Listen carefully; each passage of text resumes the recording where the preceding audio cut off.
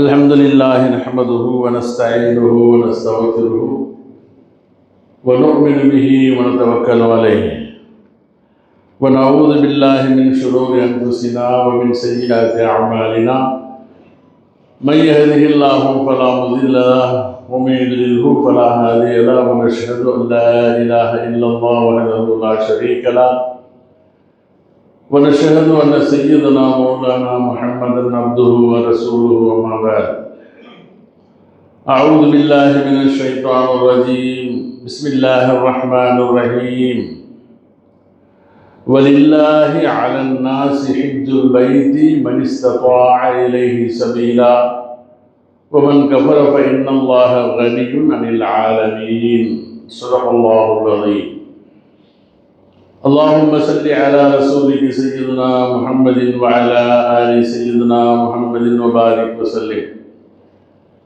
اللهم صل على رسولك سيدنا محمد وعلى آل سيدنا محمد وبارك وسلم اللهم صل على رسولك سيدنا محمد وعلى آل سيدنا محمد وبارك وسلم السلام عليكم ورحمة الله وبركاته.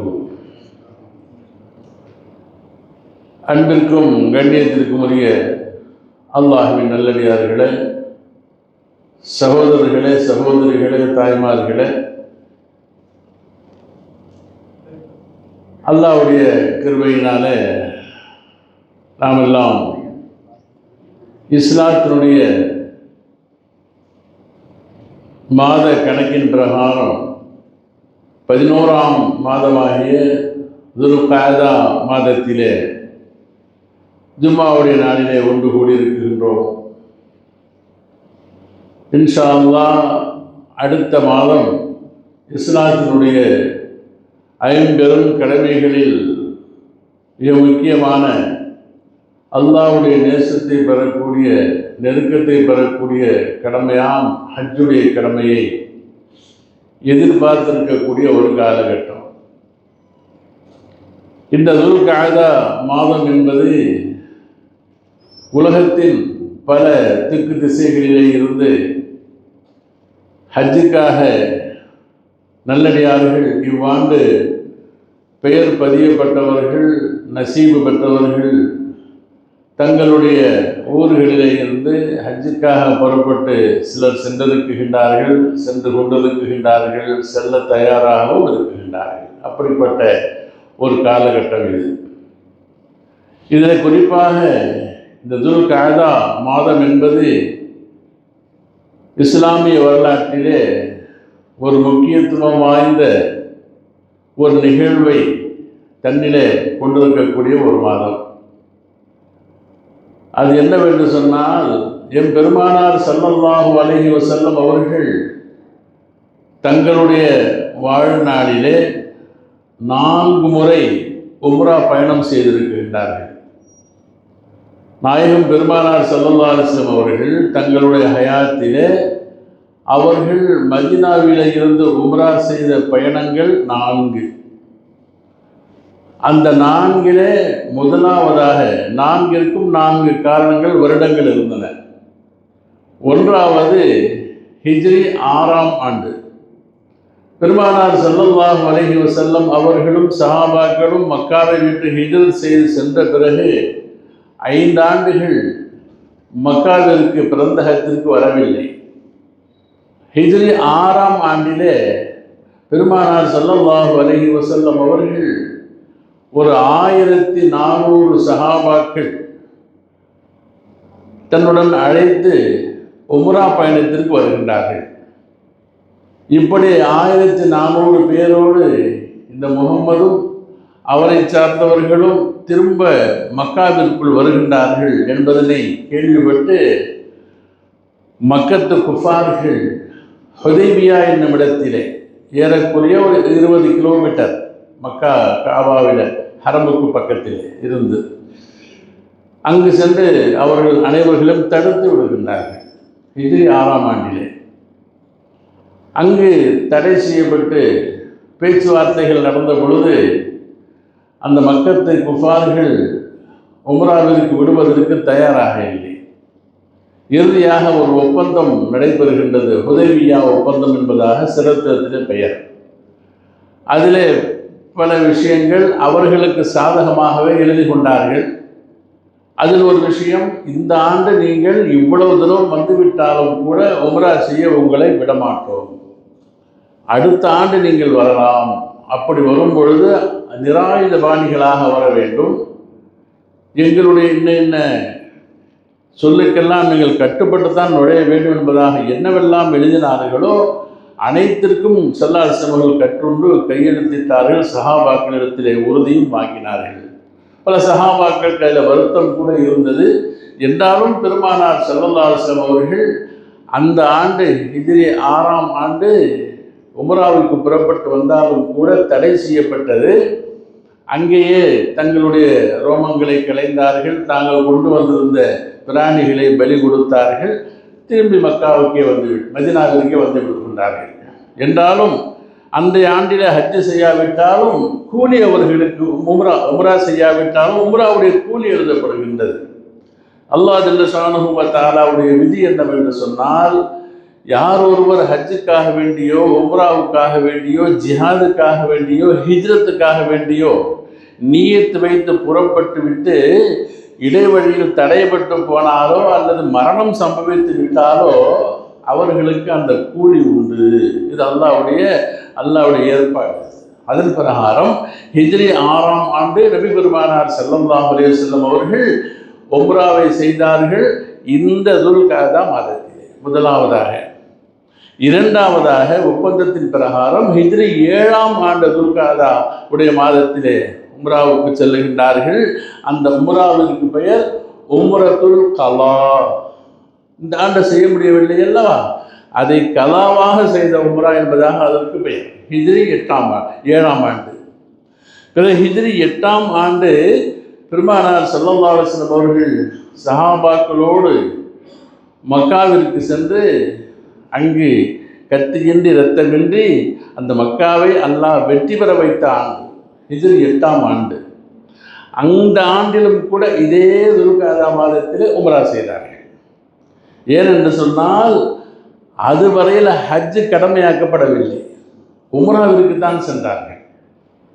பிறகு 9ஆம் ஆண்டு அல்லாஹ் ஹஜ்ஜை கடமையாக்கி விட்டதாக அல்லாஹ் அருளுகின்றான். வலில்லாஹி அலன்னாஸி ஹஜ்ஜுல் பைத்தி மன் இஸ்ததா இலைஹி சபீலா. யாருக்கெல்லாம் சென்று வர உடல் சக்தியும் பொருளாதாரமும் யாரிடத்திலெல்லாம் இருக்குமோ அவர்கள் மீது அல்லாஹ்வுக்காக ஹஜ்ஜு செய்வது கடமை என்ற ஆயத்து அருளப்பட்ட பொழுது பெருமானார் ஸல்லல்லாஹு அலைஹி வஸல்லம் அவர்கள் அந்த ஆண்டுக்கு ஹஜ்ஜு செய்வதற்காக வேண்டி 9ஆம் ஆண்டு ஹிஜ்ரி 9 அது உமர் ரலியல்லாஹு அது அபூபக்கர் சித்தீக் ரலியல்லாஹு தஆலா அன்ஹு அவர்களுடைய தலைமையிலே ஒரு 300 சஹாபாக்களை ஹஜ்ஜு செய்வதற்காக அனுப்புகின்றார்கள். பிறகு ஹிஜ்ரி 10ஆம் ஆண்டு பெருமானார் ஸல்லல்லாஹு அலைஹி வஸல்லம் அவர்கள் மிக திரளான ஜமாத்தோடு சஹாபாக்கள் சஹாபியாக்களுடைய அந்த குடும்பத்தோடு சென்று செய்த உம்ராவும் ஹஜ்ஜும் தான் இறுதி ஹஜ் என்பதாக சொல்லப்படும். அப்போ பெருமானாருடைய வாழ்க்கையிலே ஒரே ஒரு முறை தான் ஹஜ்ஜு செய்யும் வாய்ப்பு ஏற்பட்டது. அதுவும் 9ஆம் ஆண்டு அது அல்லாஹ் சட்டத்தை அருளினான். 10ஆம் ஆண்டு சென்றார்கள். அதுவரையிலே 4 உம்ராக்களை செய்தார்கள். அப்போ இந்த துல்கஅதா மாதத்திற்கு ஒரு சிறப்பு. பெருமானார் அவர்கள் தங்களுடைய உம்ரா பயணத்திற்காக வேண்டி தேர்வு செய்த மாதம் இந்த துல்கஅதா மாதம் என்பதாக சொல்லப்படும். அப்போ ஒவ்வொரு கடமைகளும் எப்பொழுது கடமையாக்கப்பட்டது என்பதற்கு ஒரு வரலாறு உண்டு. உதாரணத்திற்கு தொழுகை எப்பொழுது கடமையானது, எந்த வக்திலே இருந்து கடமையானது என்பதை நாம் பார்ப்போமேயானால் ஹிஜ்ரத்திற்கு முன்பாக ஒரு 2.5 ஆண்டுகள் 3 ஆண்டுகளுக்குள்ளாகத்தான் மேராஜ் பயணம் நடைபெறுகின்றது. அப்போ பெருமானார் ஸல்லல்லாஹு அலைஹி வஸல்லம் மேராஜுக்கு போகிறாங்க. அந்த மேராஜில் வைத்து அல்லாஹ் ஜல்ல ஷானஹு வ தஆலா இந்த 5 நேர தொழுகைகளை கடமையாக்குகின்றான். இங்கே கடமையாக்குறாங்க, மேராஜில் கடமையாக்கப்படுகின்றது. அதற்கு முன்பெல்லாம் தொழுகவில்லையா என்று சொன்னால் தொழுதார்கள். ஒரு நாளைக்கு 2 முறை காலையில் சூரியன் உதிக்கும் முன்பாக, அதாவது சுபுடைய நேரத்தில் 2 ரக்காத்து, அதே போன்று சூரியன் மறையும் என்பதாக மாலையில் 2 ரக்காத்து, பிறகு இரவு நேர ரக்காத்துகள் 2 அப்போ 2 ரக்காத்துகள் தான் பெருமானார் அவர்கள் தொழுதிருக்கின்றார்கள். 5 வேளை கடமை என்பது இல்லை. அன்று பெருமானார் ஸல்லல்லாஹு அலைஹி வஸல்லம் அவர்களுக்கு மேராஜிலே வைத்து அல்லாஹ் அந்த தொழுகையை கடமையாக்குகின்றான். உலகத்திலே சுபுகுக்கு வருகின்றார்கள், சஹாபாக்களுக்கு செய்தி எல்லாம் சொல்லுகின்றார்கள், எப்பொழுதும் சுபுகு தொழுவதை போன்று. பிறகு இந்த தொழுகை முறை எப்படி இருந்தது என்பதாகவெல்லாம் இது போன்று எழுதல் அல்லது அல்லாஹ் அலமது. ஆனால் இந்த சுபுகுக்கு பிறகு ஹஜ்ரத் ஜிப்ராயில் அலைஹிஸ்ஸலாம் அவர்கள் இருக்கின்றார்கள், தொழுகை முறையை கற்றுக் கொடுத்தார்கள். நபிகளாருக்கு இமாமாக இருந்து தொழுகை முறையை கற்றுக் கொடுத்தாங்க. ருக்கு என்பது இப்படி, சஜிதா என்பது இப்படி என்பதாக சொல்லி அவர்கள் சொல்லிக் கொடுத்தார்கள். 5 தொழுகை கடமையாக்கப்படுகின்றது. ஆக முதலாவதாக இந்த உம்மத்திற்கு ஃபர்லாக ஆக்கப்பட்ட தொழுகை என்பது லுஹருடைய தொழுகை. லுஹர்லேருந்து தான் ஃபர்லா வரும், லுஹர்ல இருந்து. அப்போ அந்த தொழுகை என்பது 2 ரக்காத்து தான் இருந்துச்சு. 2 ரக்காத்து தான். எப்படி இப்போ சஃபர் பயணம் போனாக்கா 2 ரக்காத்து தான் தொழுகணும், 4 ரக்காத்தெல்லாம் 2 ஆக்கிக்கிறோம் இல்லையா? அந்த மாதிரி சுபுஹ் 2, லுஹர் 2, மகரிபு மட்டும் 3, அசரு 2, ஈஷா 2, இவ்வளவுதான். மதீனாவுக்கு போனதுக்கு பிறகுதான் அல்லாஹ் இந்த தொழுகைகளை சஃபரில் இருக்கும்போது மட்டும் அப்படி தொழுதுருங்க, மற்ற நேரங்களில் லுஹரை 4 ரக்காத்தாக, அசரை 4 ரக்காத்தாக, ஈஷாவை 4 ரக்காக தொழுகும்படியாக உத்தரவிட பிறகுதான் இந்த மாதிரி தொழுகை முறை ஆரம்பிக்கப்படுகின்றது. இது தொழுகை ஆரம்பிக்கப்பட்ட முதல் சம்பவம் இது. பிறகு நோன்பு எப்பொழுது கடமையாகுகின்றது என்று பார்ப்போமேயானால், பெருமானார் ஸல்லல்லாஹு அலைஹி வஸல்லம் அவர்கள் மதீனாவிற்கு ஹிஜ்ரத் செய்து வந்த 2ஆம் ஆண்டு ரமதான் மாதத்தில் முதலாவதாக நோன்பு கடமையாக்கப்படுகின்றது. ஜகாத் எப்போ கடமைன்னு சொன்னால், அதே ரமதான் மாதத்திலே பெருநாளைக்கு முதல் நாள் கடமையாக்கப்படுகின்றது ஜகாத்து கடமை என்பதாக. அந்த அடிப்படையில் தான் ஹிஜ்ரி 9ஆம் ஆண்டிலே தான் அல்லாஹு தஆலா ஹஜ்ஜை கடமையாக்கினார். அப்படிப்பட்ட இந்த ஹஜ்ஜுடைய அமல் இருக்கின்றது. இது குறித்து நமக்கு திருக்குர்ஆனிலே பல செய்திகளை பார்க்கிறது, சிறப்புகளை குறித்து. அப்போ அல்லாஹு தஆலா ஈமானுக்கு பிறகு கடமையாக்கிய கடமைகள் 4: தொழுகை, நோன்பு, ஜகாத்து, ஹஜ். கலிமாவுக்கு அப்புறம் இந்த ஹஜ்ஜை தவிர மற்ற கடமைகளை குறித்து அல்லாஹ் என்ன ஆயத்தை சொல்கிறான்னு பார்த்தா, தொழுகையை பற்றி சொல்லும் பொழுது, இன்ன ஸலாத்த கானத் அலல் முஃமினீன கிதாபன் மவ்கூதா, நிச்சயமாக தொழுகை என்பது முஸ்லிம்களுக்கு, முஃமின்களுக்கு அல்லாஹு தஆலா நேரம் குறிப்பிடப்பட்ட ஒரு ஃபர்லாக விதியாக்கி விட்டான். நேரம் குறிப்பிடப்பட்ட ஒரு ஃபர்ல் தொழுகை. அதே மாதிரி நோன்பை அல்லாஹ் சொல்லும் பொழுது, குதிப அலைக்கும் சியாமு கமா குதிப அலல்லதீன மின் கப்லிக்கும், உங்களுக்கு முன் சென்ற சமுதாயத்திற்கு கடமையாக்கப்பட்டதை போன்றே நோன்பு உங்களுக்கு மீது கடமையாக்கப்பட்டது. குத்திபேங்கிற வார்த்தைனா உங்களுக்கு எழுதியாச்சு, ஃபர்லாக உங்களுக்கு எல்லாம் எழுதி வச்சுட்டான். அதே மாதிரி ஜக்காத்தை சொல்லும் பொழுது, முஃமின்கள் யார் என்று சொன்னால், அல்லதீன யுமினூன பில் கைபி வ யுகீமூன ஸலாத்த வ மிம்மா ரஸக்னாஹும் யுன்ஃபிகூன். முஸ்லிம்களுக்கு அடையாளம் தொழுகை மட்டுமல்ல, அவர் கைபை கொண்டு ஈமான் கொள்வார்கள், அவர்கள் தொழுவார்கள், தங்களுடைய பொருளில் இருந்து அவர்கள் ஜக்காத்தையும் கொடுக்க செய்வார், அவர்கள் தான் முஃமின்கள்னு அல்லாஹ் சொல்கிறான். அப்போ ஜக்காத் கடமையாக்கப்பட்டது. இந்த ஆயத்துகள் எதுவுமே அல்லாஹ்வுக்காக தொழுவுங்க, அல்லாஹ்வுக்காக நோன்பு வைங்க, அல்லாஹ்வுக்காக ஜக்காத்து கொடுங்க என்பதாக எந்த ஆயத்திலும் இல்லை. ஆனால் இந்த ஹஜ்ஜை குறித்து அல்லாஹ் கட்டளை பிறப்பிக்கும் பொழுது அங்கே என்ன சொல்கிறான், உங்கள் மேலே கடமைங்கிறது அண்ணாண்ட சொல்கிறதுக்கு முன்னால் வலில்லாஹி, முதல் ஆயத்து அதுதான், வலில்லாஹி அல்லாவுக்காக வேண்டி. லில்லான்னா என்னங்க, அல்லாவுக்காக வேண்டி, அலன் நாசி மக்களின் மீது ஹஜ் கடமையாக இருக்கின்றது, மனிஸ்ததா இலைஹி சபீலா அதுவரையில் சென்று வருவதற்கு யாருக்கு பொருள் சக்தியும் உடல் சக்தியும் சேர்ந்து இருக்குமோ அவர்கள் மீது கடமை. அப்படி ரெண்டும் இருந்தும் கூட யார் ஒருவர் அதை தவிர்ப்பாரோ, அப்போ யார் ஒருவர் ஒமன் கஃபர யார் அதை நிராகரிக்கல, அது லேசு காண்றார், பார்த்துக்கலாம் என்பதாக சொல்லி ஒமன் கஃபர ஃபைனல்லாஹ கனியுன் அனில் ஆலமீன் அவர்கள் விஷயத்தில் அல்லாஹு தஆலா தேவையில்லை. என்ன சொல்கிறான், நெவர், நீ என்ன தொழுவதான வரதான மாட்டேன், என் சொல்ல ஏற்றுக்க தானே மாட்டேன், நான் பார்த்துக்கிறேன், ஒரு நாள் முடிஞ்சது நீ பார்க்கணும். உலகத்தில் ஒரு சேலஞ்சு மாதிரி சொல்கிறோம் இல்லையா, அல்லாஹ் சொல்கிறான் அப்படி ஒன்றும் தேவையில்லை, நீ எனக்கு தொழுது என்னை வணங்கி எனக்கு ஹஜ்ஜு செஞ்சால் தான் நான் உயருவேன், இல்லைனா நான் தாழ்ந்து போவேன் என்பதாக அல்ல, நான் உன்னை பார்த்துக்கிறேன் என்று சொல்லுவதை போன்ற தோரணையில் அல்லாஹ் பேசுகிறான். அப்போ இந்த ஆயத்தில் என்ன வருதுங்க, வலில்லாஹின்னு ஆரம்பிக்கிறான், அல்லாவுக்காக ஹஜ்ஜு செய்யுங்கிறான். ஏன்னா ஹஜ்ஜு என்ற அமல் இருக்கின்றது அந்த அளவிற்கு மிக உன்னதமான மனமார்ந்த ஆன்மீகத்தனமான மிக உயர்ந்த ஒரு அமல், மிக சிறந்த ஒரு அமல். ஏன்னு கேட்டோம்னா, பொதுவாகவே அல்லாஹ்வுடைய கூற்று ஒன்று இருக்குது, இன்னல் ஹசனாத்தி யுதிஹிபுன ஸய்யிஆத்தி நிச்சயமாக ஒவ்வொரு நன்மைகளும் பாவங்களை நீக்கும். எந்த நன்மை செஞ்சாங்க சொல்லலாம், ஒரு நல்ல நினைக்கிறான் ஒரு மனுஷன், ஒரு மோமின் நல்லது செய்யணும்னு நினைச்சாவே அல்லாஹ் எழுதுதான், அதுக்கு பகரமாக அவருடைய பாவங்கள் போகுது, அவருக்கு நன்மை எழுதப்படுகின்றது.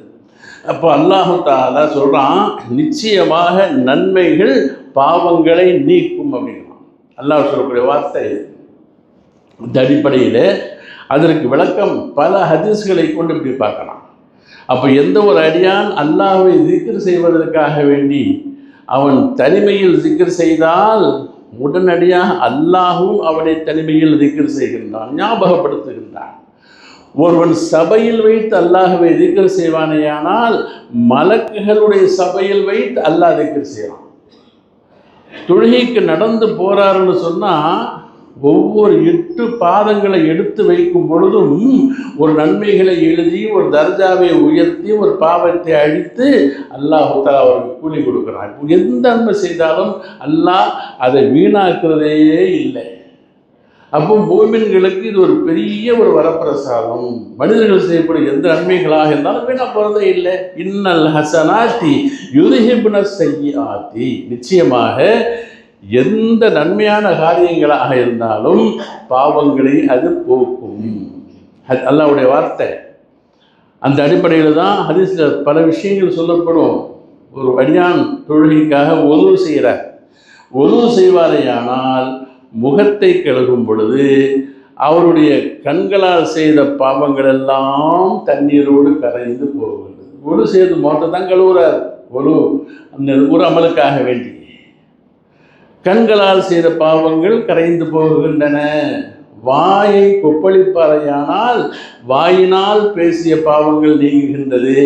கைகளை கழுகுவாரையானால் கையால் செய்த பாவம், காலை கழுகும் பொழுது காலால் பாவத்திற்கு நடந்தது. இப்படி ஒவ்வொன்றுக்கும் அல்லாஹு தஆலா கூலி வச்சிருக்கிறான். அந்த அடிப்படையில் எல்லா அமல்களுக்கும் ஒரு வகையான கூலி என்று சொன்னால் ஹஜ்ஜுக்கு என்ன கூலி என்பதை நாம் பார்க்க வேண்டும்.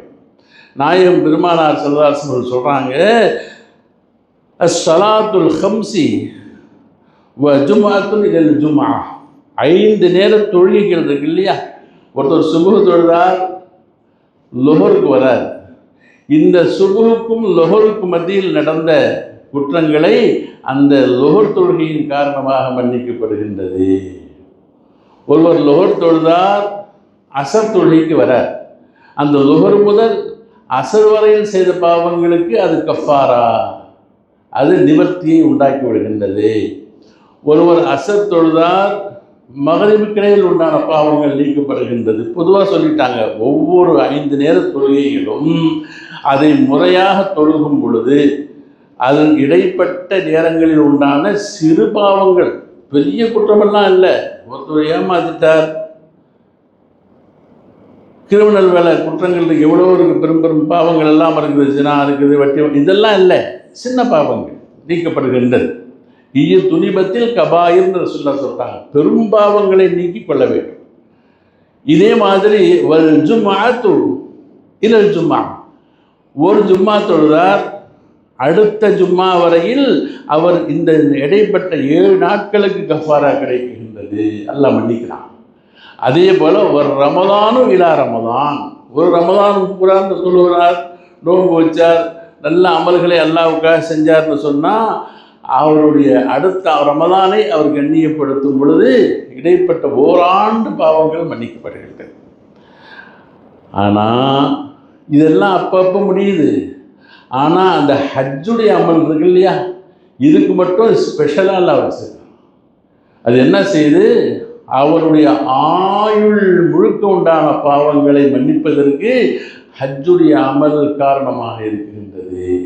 ஹஜ்ஜுடைய அமலின் காரணமாக அல் ஹஜ்ஜுல் மபரூர், ஒரு மபரூரான ஹஜ், அல்லாஹ்வால் அங்கீகரித்து இந்த அடியான் செய்த அமல்களை அவன் ஏற்றுக்கொண்டு இந்த ஹஜ்ஜை நான் ஒப்புக்கொண்டேன் என்று அல்லாஹ் மனமாற ஏற்றுக்கொள்ளும் பொழுது அதற்கு கூலி என்னங்க, அவருடைய எல்லா பாவங்களையும் நீக்கி அவரை ஊருக்கு அனுப்பும் பொழுது அன்று பிறந்த பாலகனாக அல்லாஹ் அனுப்பிச்சிருக்கிறான். இன்னும் அதுக்கு விளக்கம் சொல்லும் பொழுது, அந்த பிறந்த குழந்தை, ஒரு குழந்தைக்கு பாவம் தான் இல்லாமல் இருக்கும், நன்மைகள்லாம் இருக்காது, பாவம் இருக்காது, அதான் சுத்தமாக இருக்கும். ஆனால் இவர் அப்படி அல்ல, இந்த ஹஜ்ஜாலி பாவங்களை எல்லாம் நீக்கிட்டு அந்த வகையில் ஒரு குழந்தை மாதிரி தான் நன்மைகளை அவர் சுமந்து வருகின்றார். அல்லாஹ்வுடைய அருளை, திருப்தியை, நிம்மதியை, சொர்க்கத்தினுடைய அந்த வாதாவை அல்லாஹ் அதே ஹதீஸில் வருகின்றது. அப்போ அல் ஹஜ்ஜுல் மப்ரூர் லைஸ லஹு, அதற்கு கூலி இல்லை ஜன்னா, சொர்க்கத்தை தவிர கூலி இல்லை என்பதாக பெருமானார் சொன்னாங்க. ஏன்னு கேட்டால் அந்த ஹஜ்ஜுடைய அமல்களில் மிக முக்கியமான ஒரு அமல் என்னங்க, அரஃபாவில் தங்குதல்.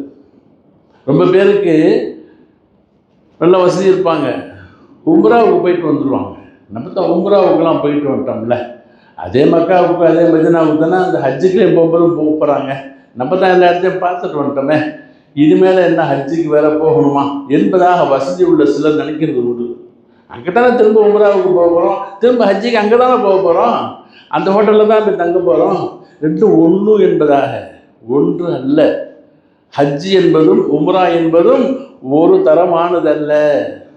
வெளியில் பார்ப்பதற்கு ஒன்றாக தெரியலாம், ஆனால் ஹஜ்ஜில் உண்டான அமல் உம்ராவிலே இல்லை. உம்ராவுடைய அமல் ஹஜ்ஜில் இருக்குது, உம்ராவில் செய்கிற அமல் ஹஜ்ஜில் இருக்குது, ஹஜ்ஜில் செய்யக்கூடிய அமல் உம்ராவில் இல்லை. ஏன்னு கேட்டால் ஹஜ்ஜு என்பது நாளோடு சேர்ந்த ஒரு அமல். அந்த துல்ஹஜ் மாதத்தில் பிறை 8 முதல் பிறை 12 வரையிலே தொடர்ந்தார் போன்று செய்யக்கூடிய அமல்களும் அந்த நாட்களும் சேர்ந்து தான் இருக்க வேண்டும். அந்த சேர்ந்திருக்கணும், அந்த இடங்களும் சேர்ந்திருக்கும். வெறும் அமல் மட்டுமல்ல, அந்த இடமும் முக்கியம், அந்த நாட்களும் முக்கியம். இது உம்ராவில் கிடையாது. என்ன செய்வோம், உம்ராவுக்கு போனோம்னு சொன்னால் போன உடனே காபாவை பார்ப்போம், இஹ்ராமோடு தான் போவோம். காபாவை பார்த்து துவா செஞ்சுட்டு தவாப் செய்ய ஆரம்பிச்சிடுவோம். அப்போ 7 முறை தவாப் செய்வோம், செஞ்சுட்டு அப்புறம் மக்காம் இப்ராஹிம் அவர்கள் தொழுகுவோம். அதுக்கப்புறம் அந்த சஃபா மருவாவிற்கு மத்தியில் 7 முறை தொங்கோட்டம் அந்த செய்யப்படும். அப்புறம் முடியை கொஞ்சம் இறக்கிட்டோம்னு சொன்னால் உம்ரா முடிஞ்சு போச்சு. அப்புறம் இஹ்ராமை கழட்டிடலாம். அடுத்து உம்ரா செய்யணும்னாக்கா நீங்கள் அந்த எல்லையில் போயிட்டு, சில எல்லைகள் இருக்குது, அங்கே போய் இஹ்ராம் கழட்டி திரும்பி வரணும். அடுத்த உம்ரா அதுக்கு பேர். இவ்வளோ தான் உம்ரா. ஆனால் ஹஜ்ஜி என்பது இந்த அமலும் இருக்கும், அதுடன் சேர்ந்து செய்தால் ஹஜ்ஜ கிரான்னு சொல்லுவாங்க. உம்ராவுக்கும் ஹஜ்ஜுக்குமாக சேர்ந்து இஹ்ராம் கட்டுவது.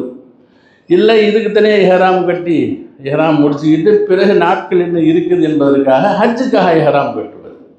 அப்போ பிறை 8 அன்று எஹ்ராம் கட்டி அந்த எஹ்ராமோடு மினாவில் சென்று தங்கி பிறை 9 அன்னைக்கு அரஃபா மைதானத்தில் பாரெல்லாம் இருந்து அன்று மதியத்திற்கு பிறகு பொழுது சாய்ந்த வேளையில் முஸ்தலிஃபா என்னும் இடத்திற்கு வந்து இரவு தங்கி பிறகு அங்கிருந்து காலை 10ஆம் நாள் மினாவிற்கு வந்து அந்த குர்பானி செய்கிறது, முடி களைவது, சைத்தானுக்கு கல் எறிகிறது.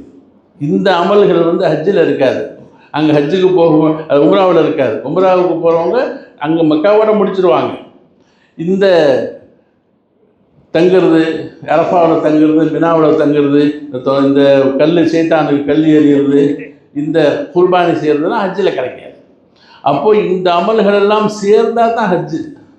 இல்லாமல் போனால் அதுக்கு பேர் வெறும் உம்ரா.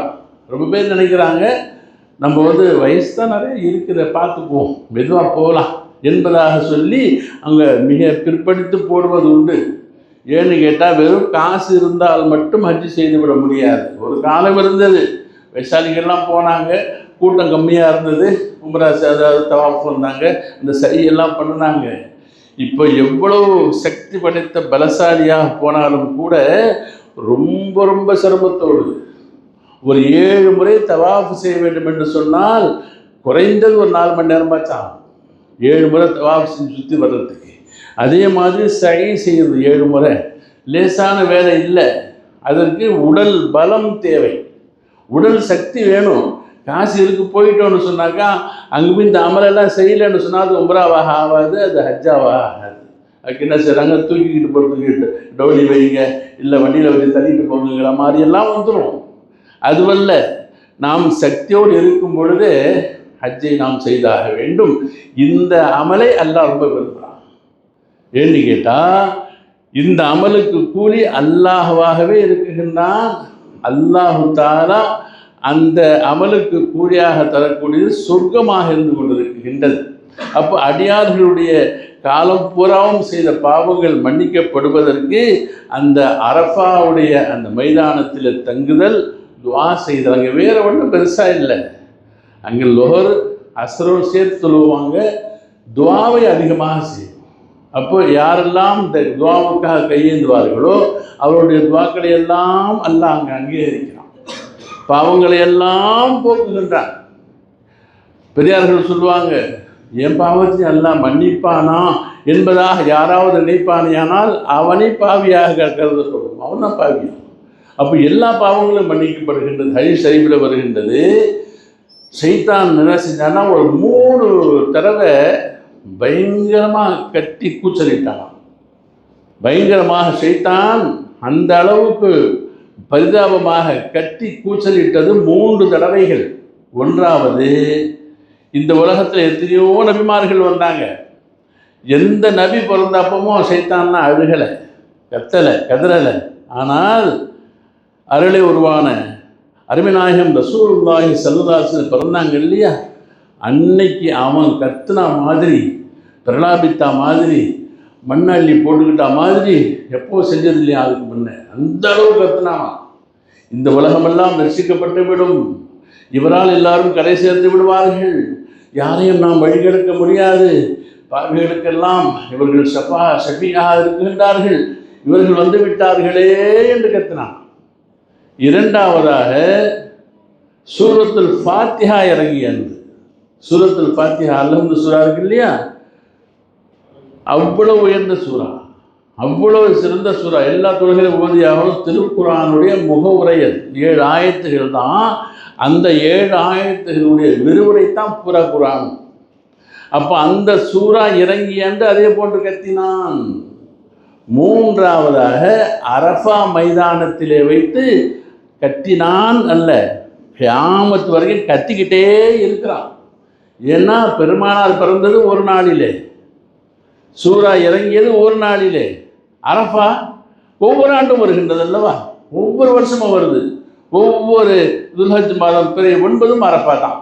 அப்போ ஒவ்வொரு அரஃபா நாள் வரும் பொழுதும் ஷைத்தான் கத்துகின்றான், கதறுகின்றான். அந்த அளவிற்கு ஷைத்தானுக்கு வியாமூலமாகி விடுகின்றது. மண்ணை அள்ளி தலையில் போட்டு ஓடுகின்றான் என்று பெருமானார் ஸல்லல்லாஹு சொல்லுவாங்க. எனவே அவ்வளவெல்லாம் சிறப்புகள் பொருந்தியதுதான் ஹஜ்ஜுடைய அமல். எனவே ஹஜ்ஜு செய்வதற்காக ஒவ்வொரு இஸ்லாமிய உள்ளங்களும் ஆர்வம் கொள்ள வேண்டும். ஏனென்றால் அது அவர்களுடைய ஆசை இருந்தே ஆக வேண்டும். மனிதன் என்று சொன்னால் பல ஆசை இருக்குது. ஆனால் மோமினுக்கு எல்லா ஆசைகளையுடன் சேர்த்து இந்த ஹஜ்ஜுடைய ஆசை, கஅபாவை சென்று காண வேண்டும், மதீனாவை பார்க்க வேண்டும் என்ற ஆசை இருந்தே ஆக வேண்டும். என்பதை இமாம் கஸ்ஸாலி ரஹ்மத்துல்லாஹி அலைஹி சொல்லுவாங்க, யாருடைய உள்ளத்திலே அந்த மக்கா மதீனாவிற்கு சென்று அந்த இடங்களையெல்லாம் தரிசிக்க வேண்டும், ஹஜ் செய்ய வேண்டும் என்ற எண்ணம் யாருடைய எந்த மோமினுடைய கல்பில் இல்லையோ அவருடைய ஈமான் சந்தேகத்திற்குரியது அப்படிங்கிறாங்க. அவருக்கு ஈமான் இருக்கிறது சந்தேகம்தான். அப்போது ஒரு மோமினுடைய இயற்கையான ஆசையும் ஆர்வமும் காதலும் அந்த கஅபாவோடும் மதீனா ஷரீஃபோடும் இருக்க வேண்டும் தொடர்பு. அந்த எண்ணத்தை மேம்படுத்துவதுதான் உம்ராவும் ஹஜ்ஜுமாக இருக்குகின்றது. அப்பேற்பட்ட ஹஜ்ஜுக்காக வேண்டி செல்லக்கூடிய நாட்கள் அதில் நாம் இருந்து கொண்டிருக்கின்றோம். இந்த ஆண்டு யாரெல்லாம் ஹஜ்ஜுடைய நசீபை பெற்று செல்கின்றார்களோ அவர்கள் அனைவர்களுக்கும் அல்லாஹ் தஆலா ஹஜ்ஜை முழுமையாக கஷ்டம் இல்லாமல் லேசாக்கி கொடுப்பானாக. அனைவர்களுடைய ஹஜ்ஜையும் அல்லாஹ் ஹஜ்ஜை மபரூராக அல்லாஹ் ஆக்கி தருவானாக.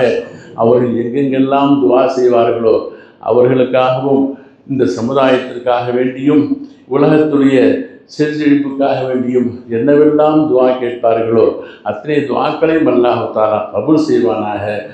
ஆமீன் ஆமீன் யா ரப்பல் ஆலமீன்.